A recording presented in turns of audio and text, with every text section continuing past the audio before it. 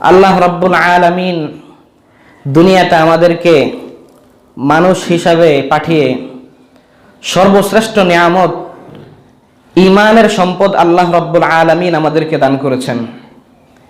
ঈমানের দৌলত আল্লাহ রাব্বুল আলামিন আমাদেরকে দিয়েছেন। এমন এক নবীর উম্মত বানিয়ে আল্লাহ রাব্বুল আলামিন দুনিয়াতে আমাদেরকে পাঠিয়েছেন, যেই নবী অন্যান্য নবীদের মতো না, অন্যান্য নবীদের থেকে অনেক শ্রেষ্ঠ মর্যাদা সম্পন্ন মানুষ। সমস্ত আম্বিয়া আলাইহিমুস সালাতু ওয়াস সালাম ওনারা প্রত্যেকেই মর্যাদা সম্পন্ন ব্যক্তিত্ব। নবীদের মর্যাদা এটা কল্পনা করা যায় না। অন্য সব কিছুর উপর আল্লাহ রাব্বুল আলামিনের পরে নবীদের মর্যাদা বেশি। কিন্তু সেই সমস্ত নবীদের মধ্য থেকেও শ্রেষ্ঠ নবী, সবচেয়ে মর্যাদাপূর্ণ নবীকে আমার আপনার নবী মুহাম্মদুর রাসূলুল্লাহ সাল্লাল্লাহু আলাইহি ওয়াসাল্লাম। আমাদের নবী মুহাম্মদুর রাসূলুল্লাহ সাল্লাল্লাহু আলাইহি ওয়াসাল্লাম যেই সমস্ত বৈশিষ্ট্যের কারণে, যেই সকল গুণাবলীর কারণে ওনার মর্যাদা আল্লাহ রাব্বুল আলামিন এত বেশি করেছেন, এত বৃদ্ধি করেছেন, তার মধ্যে একটা অন্যতম বৈশিষ্ট্য হচ্ছে মেরাজ।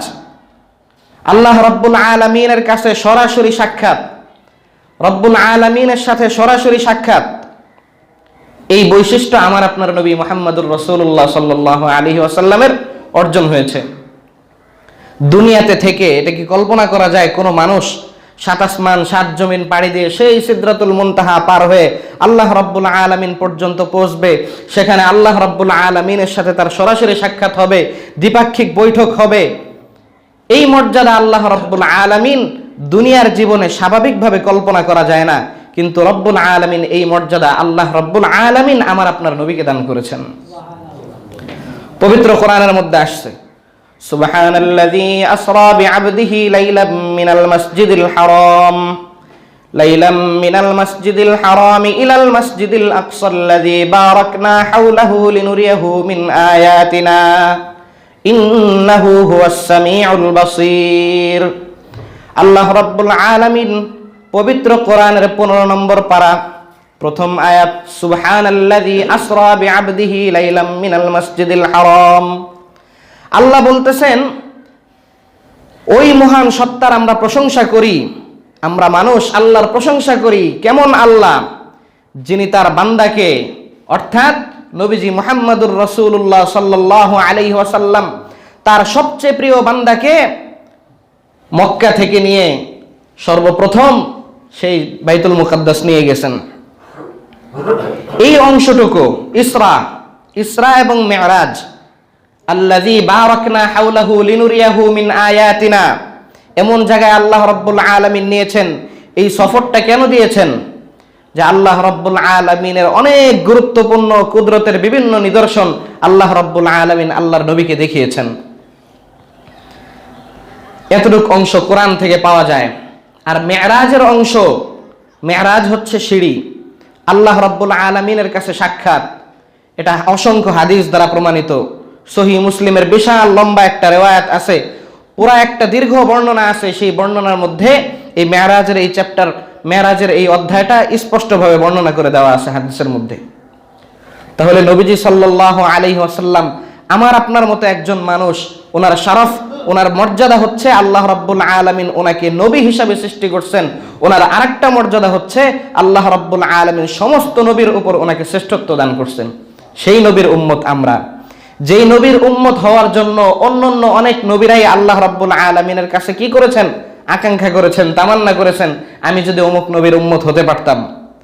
কিন্তু আল্লাহ রাব্বুল আলামিন আমাদেরকে এমন একটা মহা সৌভাগ্য দান করেছেন। এই যে আল্লাহর নবী সাল্লাল্লাহু আলাইহি ওয়াসাল্লাম মেরাজে গেলেন, আল্লাহর সাথে ওনার সাক্ষাৎ হলো, এটা পুরাটাই বিশ্বাসের উপর নির্ভরশীল। কিসের উপর? বিশ্বাসের উপর নির্ভরশীল। দুনিয়ার বাহ্যিক ক্যালকুলেশন করলে বোঝা যাবে না, হিসাব মিলানো বড় মুশকিল। এই জন্য ইমানদার তো তারাই। আল্লাহ রাব্বুল আলামিন পবিত্র কোরআন নাজিল করেছেন। পৃথিবীতে যত বড় লেখক, যত বড় মানুষ, যত বড় গবেষক, তারা গবেষণাপত্র তৈরি করে, থিসিস পত্রগুলো তৈরি করে, অথবা বিভিন্ন বই যে তারা লেখে, এগুলি লেখার পর ওখানে সূচিতে অথবা শুরুর দিকে তারা এই কথা লিখতে বাধ্য হয় যে এটা আমার একটা দীর্ঘ চেষ্টার ফসল। মানুষ ভুলের ঊর্ধ্বে নয়, মানুষ মাত্রই ভুল হতে পারে। আমার এই বইয়ের মধ্যে তথ্যগত ভুল হতে পারে, প্রিন্টিং মিস্টেক হতে পারে, মুদ্রণ প্রমাদ থাকতে পারে, যে কোনো ধরনের ভুল থাকতে পারে। শত সম্পাদনার পরেও প্রিয় পাঠক, যদি আপনাদের কাছে এর কোনো ভুল প্রমাণিত হয় তাহলে দয়া করে আমাকে অবগত করবেন, পরবর্তী এডিশনে আমি নতুন সংস্করণে এটা পরিবর্তন করে দিব। কিন্তু পৃথিবীতে একটা মাত্র গ্রন্থ আছে যেই গ্রন্থ সম্পর্কে স্বয়ং গ্রন্থের শুরুতেই সূরাতুল ফাতিহার পরেই আছে আলিফ লাম মিম যালিকাল কিতাবু লা রাইবা ফীহি হুদাল লিল মুত্তাকিন। আল্লাহ রাব্বুল আলামিন পবিত্র কোরআনের শুরুতেই বলতেছেন যালিকাল কিতাবু লা রাইবা ফীহি, ও উম্মত, ও বান্দারা, এই কোরআন তোমাদের কাছে এমন একটা গ্রন্থ যেই কোরআনের মধ্যে কোনো ধরনের সন্দেহ নাই। আল্লাহ চ্যালেঞ্জ করে দিলেন, যালিকাল কিতাব লা রাইবা ফীহি, এটা এমন কিতাব যেই কিতাবের মধ্যে কোনো ধরনের সংশয় সন্দেহের অবকাশ পর্যন্ত নেই। এই হচ্ছে সেই কোরআন। সেই কোরআনের মধ্যে আল্লাহ রাব্বুল আলামিন বিশ্বাসীদের এরকম একটা নিরেট নির্ভেজাল মহাগ্রন্থ, সত্য মহাসত্য আল গ্রন্থ আল কোরআন, এই গ্রন্থ ইমানদারদের পরিচয় বর্ণনা করছে। আমি আপনি যে ইমানদার মুমিন মুসলমান দাবি করি, এই মুসলমানের পরিচয় দিচ্ছে আল্লাযীনা ইউমিনুনা বিল গায়ব ওয়া ইউকিমুনাস সালাতা ওয়া মিম্মা রাযাকনাহুম ইউনফিকুন। সত্যিকার অর্থে ইমানদার তো তারাই যারা গায়েবের উপর, অদৃশ্যের উপর বিশ্বাস স্থাপন করে। আল্লাহকে দেখে নেই কিন্তু আল্লাহকে বিশ্বাস করে, জান্নাত দেখে নেই জান্নাত আছে সেই বিশ্বাস করে জান্নাতের আমলগুলো করে, জাহান্নাম দেখে নেই বিশ্বাস করে জাহান্নামকে ভয় করে, জাহান্নাম থেকে বেঁচে থাকার জন্য খারাপ কাজগুলোকে বর্জন করে।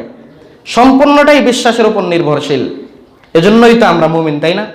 তাহলে ইসলামের মূল থিমটা হচ্ছে সঠিক মালিকের পরিচয়, সঠিক রবের পরিচয়, আল্লাহ রাব্বুল আলামিন আমার আপনার সৃষ্টিকর্তার পরিচয়, আমার আপনার প্রতি আল্লাহর কি নির্দেশ সেটাকে জানা সম্পূর্ণ অদৃশ্য থেকেই জানতে হবে।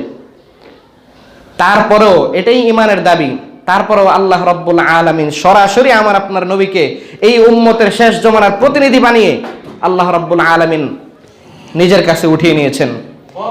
জীবিত অবস্থায়, মৃত্যুবরণ করার পরে নয়, জীবিত অবস্থায় আল্লাহ রাব্বুল আলামিন নিজের কাছে উঠিয়ে জান্নাত দেখিয়েছেন, জাহান্নাম দেখিয়েছেন, হাসর সব কিছু কোনটা কিভাবে হচ্ছে, কোথায় কিরকম শাস্তি, কোথায় কিরকম নিয়ামত, সব কিছু আল্লাহ রাব্বুল আলামিন দেখিয়েছেন। নবীজি সাল্লাল্লাহু আলাইহি ওয়াসাল্লাম সরেজমিনে দেখে এসে এরপরে উম্মতকে সংবাদ দিয়েছেন। তাহলে এই উম্মতের মর্যাদা বাড়লো কিনা? এমনিই তো বিশ্বাস করার কথা ছিল, তার মধ্যে আল্লাহ রাব্বুল আলামিন আরো দেখার সুযোগ করে দিলেন।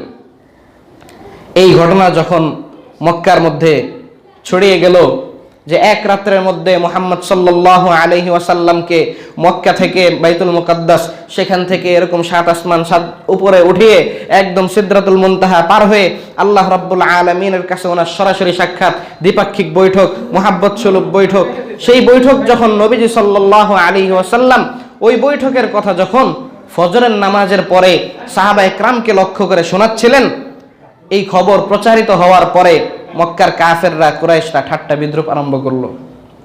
মুহাম্মদ কি বলছে এগুলো? তোমাদের নবী কি বলছে এগুলো? ভুল, মিথ্যা, বানোয়াট কথাগুলো একটার পর একটা বলে যাচ্ছে। তারা এটাকে একটা চ্যালেঞ্জ হিসাবে গ্রহণ করলো, এটাকে একটা চরম চ্যালেঞ্জ হিসাবে তারা গ্রহণ করেছে।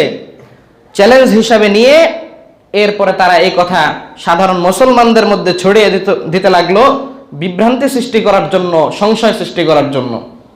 সর্বপ্রথম তারা হযরত আবু বকর রাদিয়াল্লাহু তাআলা আনহু, সিদ্দিক আকবর রাদিয়াল্লাহু তাআলা আনহুর কাছে গিয়ে বলল, আচ্ছা, কোনো ব্যক্তি যদি বলে যে সে এক রাতে তার নিজ স্থান থেকে সেই ফিলিস্তিন চলে গেল, ফিলিস্তিন থেকে 7 আসমান 7 জমিন পার হয়ে সিদরাতুল মুনতাহা পার হয়ে আল্লাহর দরবারে গিয়ে আল্লাহর সাথে তার কথা হয়েছে, তুমি কি এটা বিশ্বাস করবে কিনা?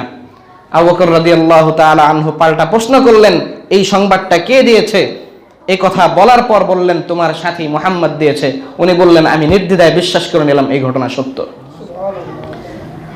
বিজ্ঞানীরা আজ এ কথা স্বীকার করতে বাধ্য। ইসলামের কোনো বিশ্বাস এটা বিজ্ঞানের সাথে সম্পর্কযুক্ত নয়। ইসলাম এটা আমার বিশ্বাসের জায়গা, বিজ্ঞানের থিওরির সাথে মিলুক চাই না মিলুক। বিজ্ঞানের থিওরি 100 বছর পর্যন্ত একটা থিওরি চলে, যত কিছুই হোক, আমার আপনার মতো একজন মানুষের গবেষণা তো, তাই না? আমার আপনার মতো একজন মানুষের গবেষণা, সে যেই গবেষণাটা যেই বুদ্ধি দিয়ে যেই মেধা দিয়ে সে করছে, সেই বুদ্ধিটা কার দেওয়া? আল্লাহর দেওয়া। ওয়ামা উতিতুম মিনাল ইলমি ইল্লা কলিলা। আল্লাহ রাব্বুল আলামিন বলতেছেন, দুনিয়াতে তুমি যত বড় জ্ঞানী হও, তোমার জ্ঞানের সব কিছু আমার হাতে। অল্প কিছু মাত্র জ্ঞান তোমাদেরকে দেওয়া হয়েছে। আমার আপনার আমল কিয়ামতের দিন পরিমাপ করা হবে, ওজন দেওয়া হবে, মিজানের পাল্লায় ওজন দেওয়া হবে, কতটুকু ভালো কাজ করছি, কতটুকু খারাপ কাজ করছি। বিজ্ঞানীদের এখান থেকে প্রশ্ন ছিল যে ওজন তো দিতে হয়, পরিমাপ তো নির্ধারণ হয় কোন সরাসরি বস্তুর মাধ্যমে। একটা বস্তু, সেটা ওজন দিলে বোঝা যায় এটা কত গ্রাম, কত কিছু। কিন্তু যেই জিনিসটা মানবী বিষয়, ইন্দ্রিয় অনুভূতির মধ্যে যেটা আসে, সেই জিনিসের ওজন কিভাবে হয়? নামাজ পড়লাম, এই নামাজ তো ধরা ছোঁয়া যায় না। বাহ্যিকভাবে রুকু করছি, কিছু কার্যক্রম দেখা যাচ্ছে, কিন্তু এই নামাজটা একটা মানবী বিষয়, এই নামাজকে কিভাবে ওজন দেওয়া হবে? এরকম একটা প্রশ্ন থাকে কিনা? কিন্তু আজকে এই বিজ্ঞানের চরম উৎকর্ষ, এই জমানায় এটা প্রমাণ হয়েছে যে যেই জিনিস দেখা যায় না সেই জিনিসের ওজন সম্ভব। গরম ঠান্ডা পরিমাপ নির্ধারণ করা যায় কি যায় না? থার্মোমিটারের মাধ্যমে পরিমাপ নির্ধারণ হয় না? বাতাস দেখা যায় না, বাতাসের গতি কতটুকু এটা নির্ধারণ হয় না? সূর্যের তাপ কতটুকু এটা নির্ধারণ হয় না? এটা কাদের মাধ্যমে হচ্ছে? আমার আপনার মতো সাধারণ মানুষ, যাদের প্রচন্ড মেধা থাকার কারণে তাদের পরিমাপক যন্ত্র, তাদের সৃষ্ট পরিমাপক যন্ত্র দিয়ে তো এগুলো আজকে নির্ধারণ করা হচ্ছে। তাহলে এই মানুষের স্রষ্টা, সারা পৃথিবীর স্রষ্টা আল্লাহ রাব্বুল আলামিন কি চাইলে পারেন না মানুষের ওজনকে, মানুষের আমলকে ওজন করতে? পারে। মানুষ, কাফের মুশরিক, যারা ইসলামী শিক্ষা থেকে বঞ্চিত হয়ে, কোরআনের আলো থেকে বঞ্চিত হয়ে, শুধুমাত্র জাগতিক শিক্ষা কেন্দ্রিক যাদের দৃষ্টিভঙ্গি, কোরআনের, ইসলামের, ইমানের নূর যাদের মধ্যে নাই, যারা জাগতিক শিক্ষায় অনেক বড় শিক্ষিত, ইসলাম এবং ইমানের নূর যাদের মধ্যে আছে, তারা হচ্ছেন সোনায় সোহাগা। তারা ইহকালেও সফল, পরকালেও সফল। এই কালে বড় একজন ডাক্তার, বড় একজন ইঞ্জিনিয়ার, বড় একজন বিজ্ঞানী, সে বিজ্ঞানী বিমান তৈরি করবে ঠিক, সে বিজ্ঞানী বড় বড় মেশিন তৈরি করবে ঠিক, আধুনিক অনেক জিনিসপত্র তৈরি করবে, কিন্তু সে তার বিমানটা স্টার্ট করার সময় বিসমিল্লাহ বলে শুরু করবে। সে বিশ্বাস করবে এই বিমান তৈরি করা এটা আমার নিজের কোনো সফলতা নয়, এটা আমার নিজের কোনো কৃতিত্ব নয়, আমি মালিক আল্লাহ রাব্বুল আলামিনের কৃতিত্ব। সে হচ্ছে সফল। সে বিসমিল্লাহ বলে বিমান স্টার্ট করবে, বিসমিল্লাহ বলে বিমান চালাবে, এই বিমানের মধ্যে শত শত যাত্রী উঠবে, সমস্ত যাত্রী আল্লাহ রাব্বুল আলামিনের বান্দা। আল খালকু ইয়ালুল্লাহ, গোটা সৃষ্টি আল্লাহর পরিবারভুক্ত। আল্লাহর একটা পরিবারভুক্ত সদস্যের যদি আমি সেবা করতে পারি, আল্লাহ খুশি হবেন না? তাইলে ইমানদার ইঞ্জিনিয়ার যদি বিমান তৈরি করার পর ইমানদারদের সেবা, আল্লাহর বান্দাদের সেবার নিয়ত করে, সব পাবে কি পাবে না? পাবে। ওই জাগতিক শিক্ষিত ব্যক্তি, যার মধ্যে ইসলামের নূর আছে, ইমানের আলো আছে, সে হচ্ছে সোনায় সোহাগা। পক্ষান্তরে যারা জাগতিক শিক্ষায় অনেক বড় শিক্ষিত, কিন্তু ইমান এবং ইসলামের নূরটা তার মধ্যে নেই, তাহলে সে দুনিয়াতে যত বড় শিক্ষিতই হোক, এটা আমি আপনি ইমানদার হিসাবে আমাকে বিশ্বাস করতেই হবে, তার দুনিয়া থেকে চক্ষুটা বন্ধ হয়ে চলে যাওয়া মাত্র তার পরকাল পুরাটা অন্ধকার, যেই কালের কোনো শেষ নাই, জাহান্নামের লাকড়ি হয়ে জ্বলতেই থাকবে, বের হওয়ার মতো কোনো সুযোগ নেই। এটা কি কোনো সফলতা? দুনিয়ার 60 বছরের সফলতা আসল, না অনন্তকাল যেই কালের শেষ নাই সেই কালের সফলতা আসল? এরকম ব্যক্তি যারা, তারা প্রশ্ন করে যে আল্লাহ রাব্বুল আলামিন ইসলামের বিধান আমাদেরকে দিয়েছেন, ইসলাম অনুযায়ী যদি আমরা চলতে পারি, তাহলে সর্বনিম্ন ইমানদার, সর্বনিম্ন ব্যক্তি যে জান্নাতে যাবে, তাকে আল্লাহ রাব্বুল আলামিন এই 10 দুনিয়া পরিমাণ জান্নাত দান করবেন। কত? 10 দুনিয়া পরিমাণ জান্নাত। এত জায়গা আপনার, বাগ বাগিচা, হ্যাঁ, যেইভাবে আপনি সাজাতে চান আল্লাহ রাব্বুল আলামিন ওইভাবে সাজিয়ে দিবেন। হুল গিলমান পরি, যতভাবে আপনার জগৎটাকে আপনি সাজাতে চান, সেই জিনিসটা আল্লাহ রাব্বুল আলামিন দান করবেন সর্বনিম্ন ইমানদারকে। সর্বনিম্ন কত? 10 দুনিয়া পরিমাণ। বিজ্ঞানীদের প্রশ্ন এখানে, এত জায়গা কোথায়? এত জায়গা কোথায়? ওই যে আল্লাহ বলছেন, ওয়ামা উতিতুম মিনাল ইলমি ইল্লা কলিলা। ও বান্দা, এত কিছু চিন্তা করো কেন? কোরআনে তো আমি বলে দিয়েছি, তুমি যত বড় জ্ঞানের সমুদ্র তোমার অর্জন হোক, তুমি দিন শেষে অল্পই কিছু অর্জন করছো। আমি মালিকের জ্ঞানের সামনে তোমার কিচ্ছু নেই। একটা প্রশ্ন করলে তুমি আর কোনো উত্তর থাকবে না। তুমি যা কিছু তৈরি করো, দুনিয়াতে যত কিছু করো, যত কিছু তুমি তৈরি করো, মূল উপাদান আমি মালিকের দেওয়া। তুমি অনেক কিছু বানাও, কিন্তু লোহা আমি মালিক সৃষ্টি করে দিয়েছি, লোহা তোমরা পৃথিবীর কেউ বানাইতে পারো নাই। যত কিছু সৃষ্টি করো, এক ফোঁটা পানি তোমরা বানাতে পারো না। যদি বানাইতে পারো বিভিন্ন প্রক্রিয়ায় অক্সিজেন থেকে বের করো, বাতাস থেকে বের করো, কিন্তু পানিটা সরাসরি তুমি কুন ফায়াকুন, আমি আল্লাহ বলি আর হয়ে যায়, এরকম সাধ্য তোমাদের নেই। আজকে বিজ্ঞানের জমানায় তোমরা প্লেন আবিষ্কার করেছো, গাড়ি আবিষ্কার করছো, জাহাজ আবিষ্কার করছো। আল্লাহ রাব্বুল আলামিন আরো আগে পানকড়ি পাখি আছে না, উপরেও চলে, স্থলভাগেও চলে, পানিতেও চলে। আল্লাহ রাব্বুল আলামিন এর নমুনা রেখেছেন কি রেখেননি? আল্লাহ রাব্বুল আলামিন রেখেছেন। এজন্য খুব হুঁশিয়ার, ঈমান এবং ইসলামের নূরটা অন্তরে লালন করতে হবে, তবেই আমরা ইহকাল পরকাল দুই জায়গায় সফল, কোনোটাই বিপরীত না। এই জন্য তারা প্রশ্ন করলো যে এই 10 দুনিয়া পরিমাণ কিভাবে জান্নাত একজনকে দেওয়া হবে। বিগত কয়েক বছর আগের, আজ থেকে বর্তমান আপডেট নিউজটা আমার জানা নাই, বিগত কয়েক বছর আগের পরিসংখ্যান বা রিপোর্টে যেটা দেখা গিয়েছে যে সর্বশেষ বিজ্ঞানীরা যে সমস্ত নক্ষত্রগুলো আবিষ্কার করেছে তার মধ্যে একটা নক্ষত্র হচ্ছে কুয়াশার নক্ষত্র। এই নক্ষত্রটা তাদের পরিভাষা অনুযায়ী, তাদের গবেষণা অনুযায়ী পৃথিবী থেকে 1001 আলোকবর্ষ দূরে। আর আলোর গতি পৃথিবীতে কত? সেকেন্ডে 1,86,000 মাইল, অর্থাৎ সেকেন্ডে 3 লক্ষ কিলোমিটার। তাহলে সেই অনুযায়ী সর্বশেষ তাদের যে নক্ষত্রটা তারা আবিষ্কার করছে, সেই নক্ষত্র পর্যন্ত যদি পৌঁছতে হয়, তাহলে পৃথিবীতে এমন যানবাহন তৈরি হইতে হবে যেই যানবাহন প্রতি সেকেন্ডে 3 লক্ষ কিলোমিটার বেগে যেতে পারে।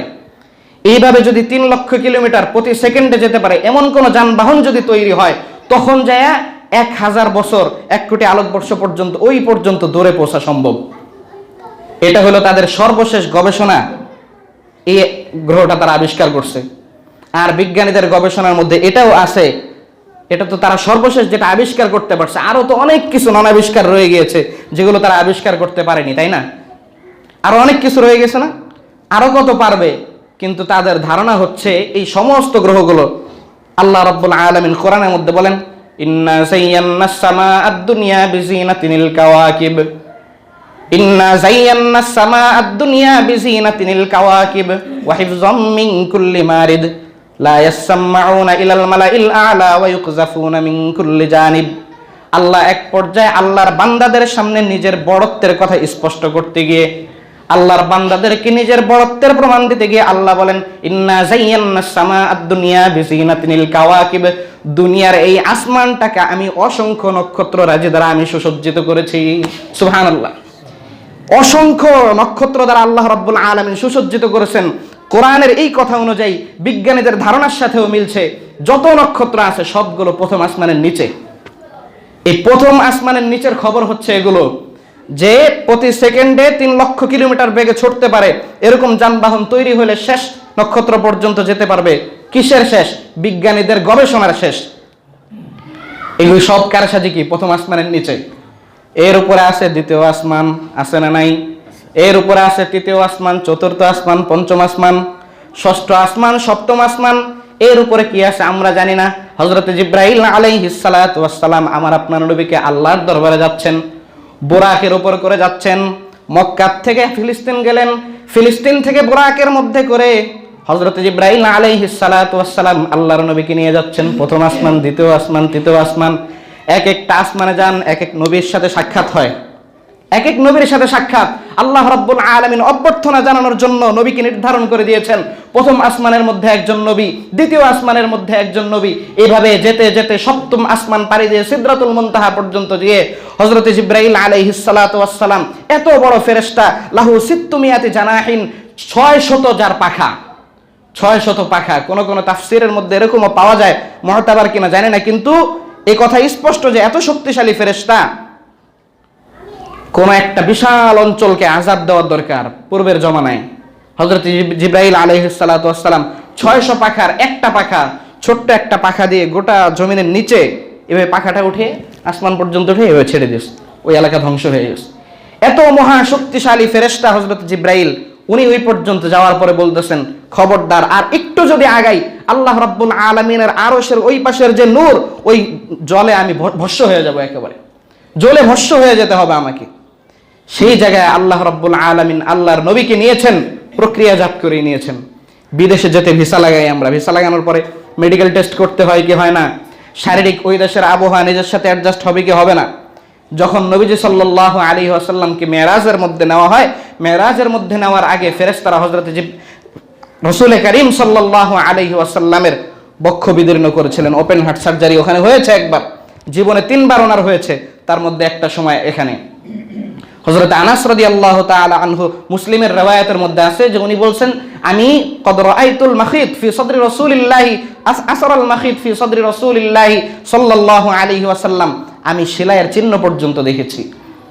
নবীকে উপযোগী করে আল্লাহর দরবার পর্যন্ত নিয়ে যাওয়া হলো। বিশ্বাস আছে না নাই? কোন অমুসলিম বিজ্ঞানী যদি, কোন অমুসলিম যুক্তিবাদী যদি আমাদেরকে যুক্তি দিয়ে আমাদের ঈমানকে হরণ করতে চায়, তাদের ফাঁদে পড়া যাবে? তাদের ফাঁদে পড়া যাবে না? স্পষ্টভাবে বলে দিতে হবে তুমি ভুলের মধ্যে আছো। আল্লাহর নবী সাল্লাল্লাহু আলাইহি ওয়াসাল্লামকে আল্লাহ রাব্বুল আলামিন মেরাজের মধ্যে নিলেন, দ্বিপাক্ষিক বৈঠক। একজন রাহমাতুল লিল আলামিন আমার আপনার নবী, আর একজন রব্বুল আলামিন যিনি গোটা কুল কায়নাতের সৃষ্টিকর্তা, একজন রাহমাতুল লিল আলামিন আর একজন রব্বুল আলামিন, দ্বিপাক্ষিক বৈঠক। নবীজি বললেন, আত্তাহিয়াতু লিল্লাহি ওয়াস সালাওয়াতু ওয়াত তাইয়্যিবাত, আসসালামু আলাইকা আইয়ুহান নাবিয়্যু ওয়া রাহমাতুল্লাহি ওয়া বারাকাতুহু। মেরাজের মধ্যে আমাদের নামাজ ফরজ হয়েছে কি হয় নাই? প্রথমে আল্লাহ রাব্বুল আলামিন 50 ওয়াক্ত দিয়েছিলেন। মুসা আলাইহিস সালাতু ওয়াস সালামের কওমের পক্ষে 9 বার আবদারের পরে আল্লাহ রাব্বুল আলামিন 5 ওয়াক্ত আমাদের উপর আবশ্যক করছেন। আল্লাহ রাব্বুল আলামিন দিলেন 5 ওয়াক্ত, কিন্তু আল্লাহ বলছেন 5 ওয়াক্ত যদি ভালোভাবে তোমরা আদায় করো 50 ওয়াক্তের সওয়াব দেওয়া হবে। এই নামাজের সাথে মেরাজের সম্পর্ক ওতপ্রোতভাবে জড়িত। নবীজি আল্লাহর দরবারে গিয়ে বললেন, সেই নামাজের মধ্যে আমরা পড়ি, আল্লাহর দরবারে যেই শুভেচ্ছা বার্তা তিনি শুনিয়েছিলেন, আল্লাহকে যেই সালাম তিনি বলেছিলেন, আত্তাহিয়াতু লিল্লাহি ওয়াস সালাওয়াতু ওয়াত তাইয়্যিবাত।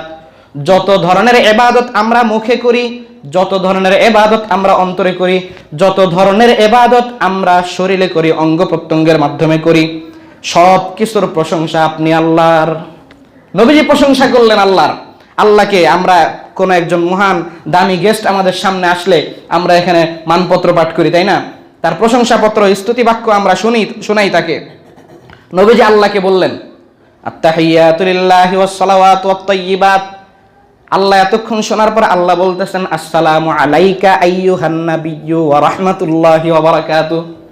নবী বললেন, আল্লাহ আপনার প্রশংসা করি। আল্লাহ বলতেছেন, আসসালামু আলাইকা আইয়ুহান নাবিয়্যু, ও আমার নবী, ও নবী, আইয়ুহান নাবিয়্যু, আসসালামু আলাইকা, আপনার উপর সালাম। কার পক্ষ থেকে? রব্বুল আলামিনের পক্ষ থেকে, রাহমাতুল লিল আলামিনের উপর সালাম। এরপরের অংশ কি? আসসালামু আলাইনা ওয়া আলা ইবাদিল্লাহিস সালিহিন। ও আল্লাহ, সালাম আপনি আমাকে দিলেন, আপনি রব্বুল আলামিন, আমি রাহমাতুল লিল আলামিনকে সালাম দিলেন। আমি রাহমাতুল লিল আলামিন পর্যন্ত এই সালামটা খেলতে থাকেনি। আসসালামু আলাইনা ওয়া আলা ইবাদিল্লাহিস সালিহিন। দুনিয়াতে সৎ নেককার মুমিনদের উপরেও আল্লাহর সালাম। ওয়া আলা ইবাদিল্লাহিস সালিহিন। নেককার মুমিন মুসলমান যদি আমি আপনি হইতে পারি, 5 ওয়াক্ত নামাজ যদি পড়তে পারি, ইসলামের যাবতীয় বিধানগুলো যদি আমি পালন করতে পারি, আমি আপনিও আল্লাহ রাব্বুল আলামিনের ওই সালামের সম্বোধিত ব্যক্তি হয়ে যাব। সুবহানাল্লাহ। আসসালামু আলাইনা ওয়া আলা ইবাদিল্লাহিস সালিহিন। আশহাদু আল্লা ইলাহা ইল্লাল্লাহ ওয়া আশহাদু আন্না মুহাম্মাদান আবদুহু ওয়া রাসূলুহু। এরপরে নবীজি সাল্লাল্লাহু আলাইহি ওয়াসাল্লাম আল্লাহর সামনে ঈমানের স্বীকৃতি দিয়েছেন। আল্লাহর সামনে ঈমানের স্বীকৃতি দিয়েছেন। সেই আল্লাহ কেমন দয়াময় আমাদের জন্য, দুনিয়ার থেকে আল্লাহর নবীকে আল্লাহ রাব্বুল আলামিন প্রক্রিয়াজাত করে ওই সময় ওই পাশের উপযোগী করে আল্লাহকে নিয়ে গেলেন। দ্বিপাক্ষিক বৈঠক হলো। এখানে অনেক কথা আছে। আল্লাহ রাব্বুল আলামিন হাবিব আর মাহবুবের মধ্যে, আশিক মাশউকের মধ্যে অনেক ধরনের কথা হয়েছে। এক পর্যায়ে আল্লাহ রাব্বুল আলামিন আল্লাহর নবীকে অফার করছেন, ওয়ালা সাউফা ইউতিকা রাব্বুকা ফাতারদা। ও নবী, আপনি চাইতেই থাকবেন, চাইতেই থাকবেন, আমি রব্বুল আলামিন আপনাকে দিতেই থাকবো। প্রত্যেকটা নবীর লিকুল্লি নাবিয়্যিন দাওয়াতুম মুস্তাজাবা। প্রত্যেক নবীকে আল্লাহ রাব্বুল আলামিন এক একটা কবুল দোয়ার সম্পদ দিয়েছিলেন। অর্থাৎ যে দোয়াটা অফার, জীবনে কয়েকটা অফার দেয় না অনেকে? একটা অফার ছিল মুস্তাজাবুদ দাওয়া, আর দাওয়াতুল মুস্তাজাবা, যেই দোয়া করতে দেরি, বাহ্যিকভাবে কবুল হইতে দেরি নাই। আল্লাহ আমার একটা বাড়ি দরকার, সাথে সাথে বাড়ি হয়ে গেল।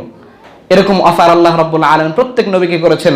প্রত্যেক নবী নিজ নিজ পছন্দ অনুযায়ী তাদের দোয়াটা আল্লাহর থেকে করে নিয়েছেন।